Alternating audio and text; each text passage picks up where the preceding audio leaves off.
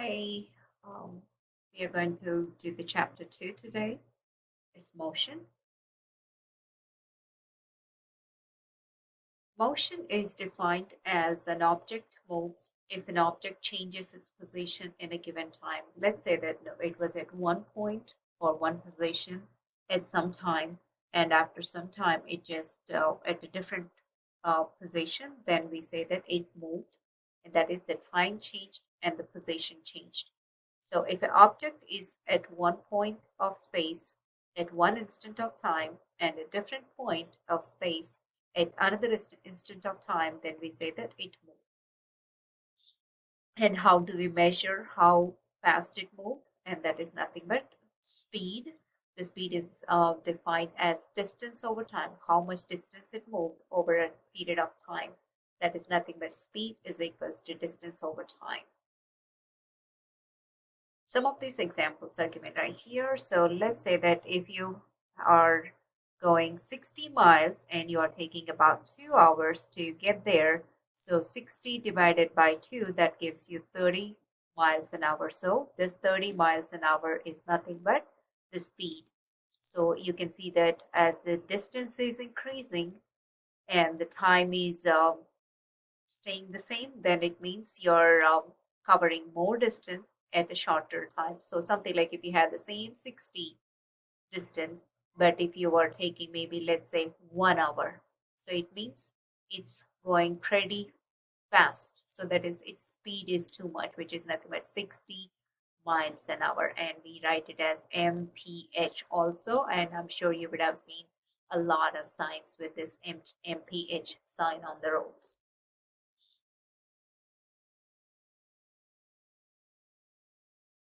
The second example is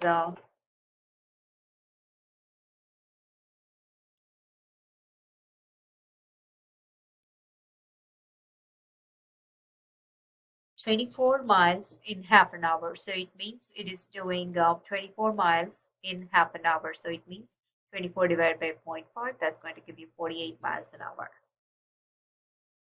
And now it's average speed. Average speed is defined as the total distance traveled by an object divided by the total time it has taken to travel that distance. So let's say if you are starting from home to your workplace. So there could be residential areas, there could be highways, there could be school zones, and so on and so forth. So you would be traveling different speeds at different locations. So if you want to find out what was the average speed, you just total the whole entire distance you traveled and the whole entire time you took, and you divide, and then you'll get the average speed.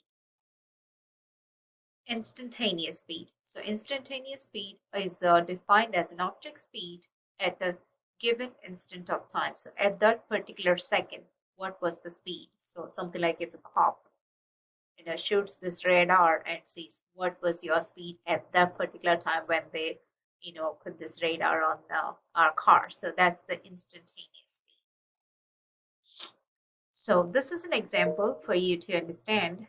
If you're plotting a graph and the equal spacing of the dots on the glider. So let's say that if you have a graph, something like this. If you're drawing a graph like this, and you have a line like this, and then think that you have points on this graph equal distance. So think that these are whatever the points I'm making right here are pretty equal. Then so this is equal to this is equals to this. So if that is the case, then what is this graph is conveying the message? Is it meaning that you know um, this is the time right here and this is the distance right here. So if this is the case, then is the car slowing down or speeding up or moving at a constant distance or any of the above? So I will let you think for a second. See, for let's say that each hour. So for 1 hour right here, and think that this is 2 hours right here, and this is 3 hours right here. And you can see that this is exactly same inclination as the other one.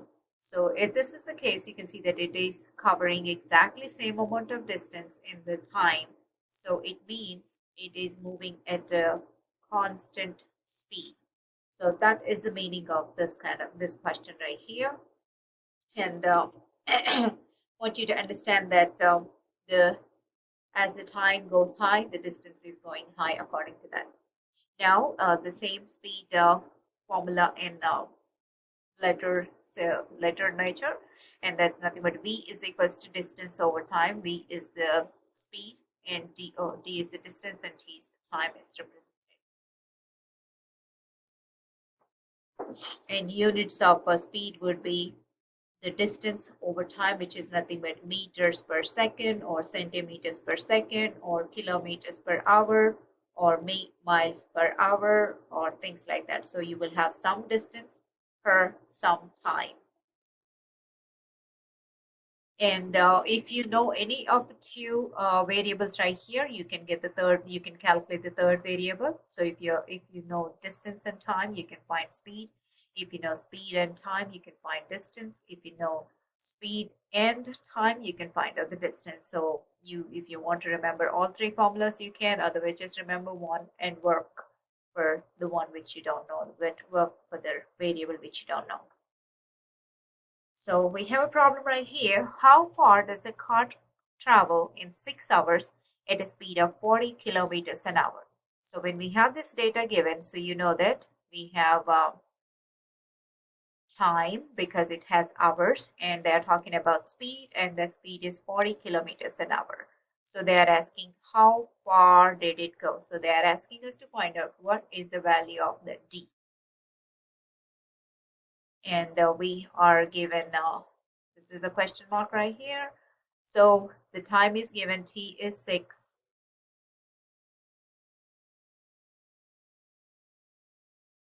and v is 40. So you just have to plug in these numbers into the formula which we know, which is nothing but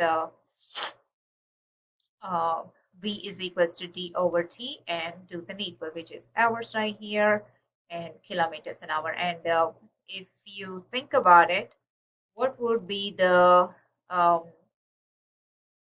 unit of the distance which we would be getting when you look at these units right here? This is in hours, and this is 40 kilometers per hour. So if that's the case, then what would be the measure of this distance right here? I want you to think about it, and then let me show you how we solve this question right here.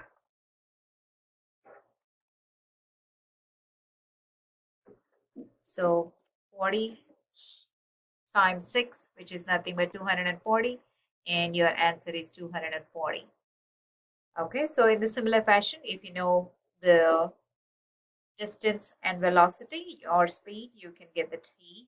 And based on that, you have another problem right here. You are standing 100 meters north of your car when an alligator appears 20 meters north of you. And of course, if you see an alligator, what you do? You start running, right? So you start running towards your car at a speed of 8 meters an hour, 8 meters per second. At the same time, the alligator starts running towards you at a speed of 5 meters per second. Will you reach the car? Um, so I think I just said this one a little bit off, which is the person, they saw the alligator, and the alligator started running towards you at 8 meters per second, and you started running towards your car at a 5 meters per second. So it's asking you, will you reach the car before the alligator catches you? So you know that there is a distance of 100 meters. So let me draw a small picture of the alligator. So I'm not pretty good, but then I'll try, of course. So you are standing right here. So this is you. And about 100 meters from here, you have an alligator right here. Okay. All right. So this is the 100 meters distance right here. And now you see that it started running towards you at a speed of 8 meters per second.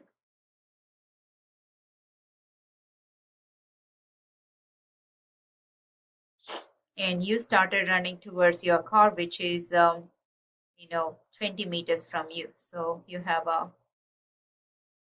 car right here, this is car is right here. Whatever, car right here is the car. Just write this is, but anyways, I'll write that this is just the car right here.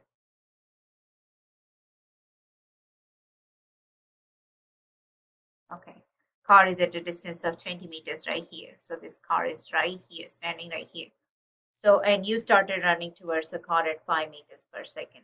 So then will you reach? So when you look at this diagram right here, so the car is pretty close to you, right? Which is all you have to run is this 20 meters right here.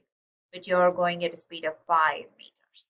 But the alligator has to run the car, means it has to go through this 100 meters right here, this 20 meters right here. So it has to cover whole 120 meters to get to this car right here. So let's see if if you can catch, if you can reach your car before it reaches you. So this is the picture right here. So the total distance you have to cover is 100 over 5, which is nothing but 20.